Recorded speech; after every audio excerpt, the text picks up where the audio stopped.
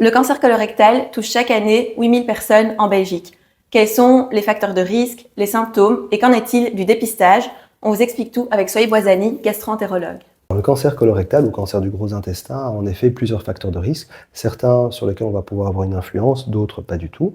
Alors, parmi les facteurs de risque non modifiables, il y a l'âge. 90% des patients qui ont un cancer colorectal ont plus de 50 ans.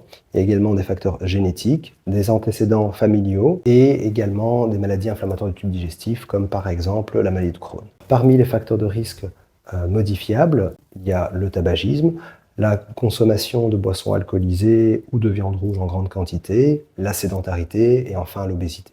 Et alors, quels sont les symptômes?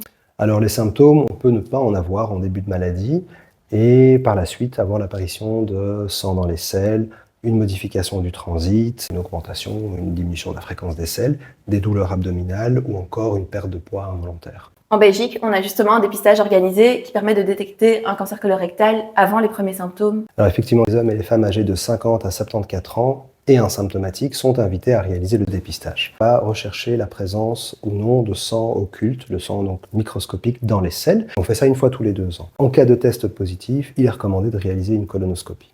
Et en quoi est-ce que ça consiste? C'est l'examen du gros intestin à l'aide d'un endoscope par un gastro-entérologue sous sédation profonde, et donc on ne sent rien. Alors le but de la colonoscopie est donc de détecter des lésions précancéreuses, à savoir des polypes, et de les enlever durant la même procédure, et également de détecter des cancers à des stades plus précoces. Ces méthodes de dépistage ont pour but de réduire la mortalité liée au cancer colorectal.